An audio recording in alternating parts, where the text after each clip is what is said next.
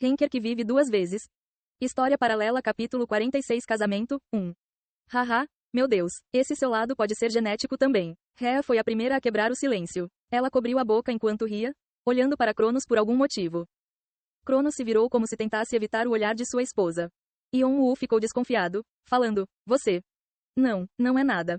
Eu não disse nada ainda. Você estava prestes a fazer isso. Eu não estava. Seu idiota. Enquanto Cronos franzia a testa, Yeon-woo rastejou lentamente atrás de Rhea. Mãe. Hahaha, na verdade, quando seu pai era mais jovem. Ah, não, não conte a ele. Ele tinha uma cabeça tão grande. Então ele. Ah, não consigo ouvir você. Cronos pulou, tentando impedir Rhea, mas é claro que não funcionou. Outro boato logo se espalhou pela aldeia. Você ouviu? O que? Caim trouxe seus pais. E não foi apenas uma ou duas pessoas que viram isso. Houve um boato de que Yeon-woo apareceu no meio da vila com seus pais e sobrinha e foi para onde o rei marcial residia. Definitivamente não era apenas um boato bobo para encobrir. A questão atual mais quente na vila era sobre o casamento de Yeon-woo e Edora. Nenhum membro da tribo perderia esta grande notícia. Vamos ver. Vamos assistir. Vamos sou. E assim, a residência do rei marcial ficou repleta de incontáveis membros da tribo. Cada um deles tinha sorrisos travessos e não escondiam o motivo de estarem ali. Você sabe. Ouvi dizer que esta é a primeira vez que nossa princesa conhece seus sogros. Oh, sério? Sim, a família de Caim estava com algumas coisas acontecendo. É por causa disso. O sogro dela é Cronos, e a sogra dela é Rhea. Então é compreensível. Independentemente disso, vai ser divertido. Certo, hehehe. Será que a distante Edora ficaria tímida diante dos sogros que conhecia pela primeira vez ou seria a mesma? Foi um assunto muito divertido para a tribo. E não foi só isso. Mas também estou curioso sobre isso. Existe outro tópico de interesse? Você sabe, Caim sempre age mal e responde ao nosso rei. Mas ele faria qualquer coisa que a princesa quisesse. Sim, ele também teve dificuldade em falar sobre o casamento. Como você acha que será o primeiro encontro entre as famílias? Um Caim nervoso, não consigo imaginar. É por isso que devemos ir e assistir. Todos os membros da tribo concordaram. Azafama, clamor, a residência do rei marcial estava caótica por causa das pessoas que tentavam espiar lá dentro. Alguns deles até tentaram usar suas artes marciais para entrar, mas era impossível entrar por causa de uma barreira. Uau! Ele fez uma barreira como essa apenas projetando sua arte de defesa pessoal. Ele realmente é um monstro. Os membros da tribo ficaram surpresos com o quão forte era a barreira. Mas ainda tentaram encontrar sua fraqueza. A tribo de um chifre consistia de pessoas que estavam unidas com seus espíritos desafiadores e aventureiros de qualquer maneira. Ter uma barreira como esta apenas encorajaria o seu lado competitivo. Nossas artes marciais para entrar furtivamente não funcionarão. O que devemos fazer?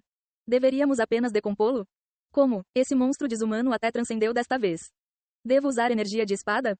Sim, não vai doer tentar. Vamos morrer de frustração nesse ritmo. Havia alguns membros da tribo tentando quebrar a barreira com força bruta. Poxa, poxa, poxa.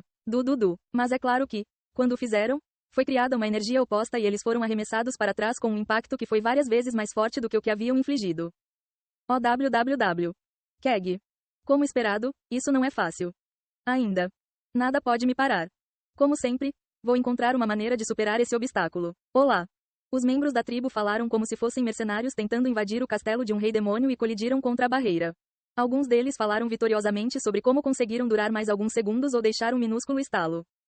A competição entre os membros da tribo os atraiu para a residência do rei marcial como um imã, e a barreira era como uma grande montanha que precisava ser superada. Eles são todos idiotas. O elder-chefe balançou a cabeça, incrédulo, enquanto observava. Tanto velhos como jovens estavam perdendo tempo com um ato tão fútil. Essa tribo realmente ficaria bem? O ancião-chefe estava genuinamente preocupado com o futuro da tribo. Reticências. Mas é claro, a maior preocupação estava dentro da barreira. Baque. Bum. Não importa quantas camadas fossem combinadas para criar a barreira, era impossível eliminar completamente o ruído menor sem usar magia. Um leve tremor poderia ser facilmente sentido por seres como o rei marcial e Cronos. Além disso, os membros da tribo pareciam estar fazendo uma nova tentativa porque o tremor estava piorando. Parecia que eles encontraram algum método. O rei marcial estava incrédulo com sua própria tribo. Hahaha. Eles são bem barulhentos, não são? Espero que você entenda. Eles tendem a ser muito barulhentos. Cronos acenou levemente com a mão de onde estava sentado em frente ao risonho rei marcial. É melhor que eles estejam ativos do que permaneçam em silêncio. E estou acostumado com ambientes como este.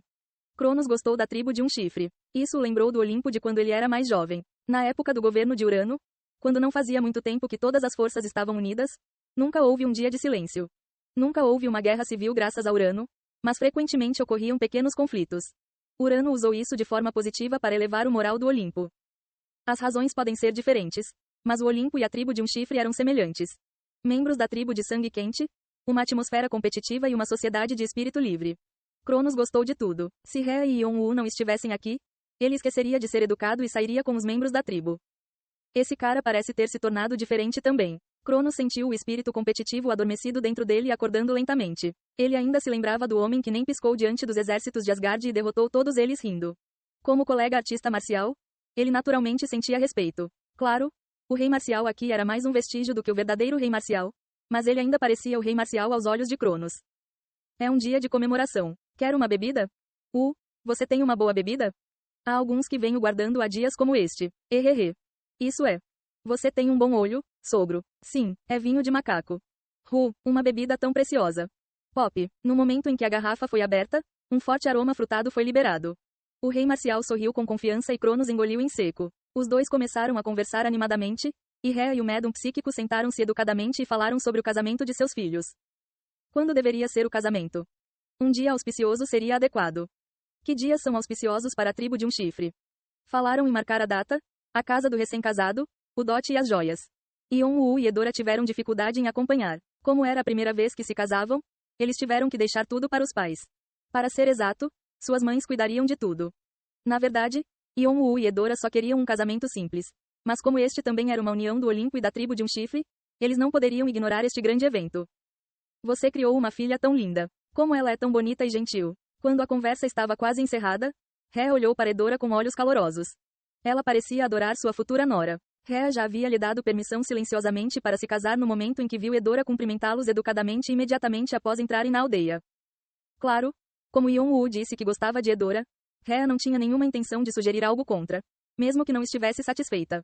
No entanto, ficou claro o quão gentil Edora era e quão bem ela foi criada em sua atitude para com os adultos, então Rhea foi capaz de continuar o planejamento do casamento com mais prazer do que o esperado. Mas toda vez que Rhea olhava para Edora, Edora olhava para baixo. Baque. No dia anterior, Edora estava determinada a ser calorosa e educada com os sogros, por mais nervosa que estivesse. Tudo estava indo bem quando ela os conheceu, mas no momento em que se sentaram, tudo em sua cabeça desapareceu.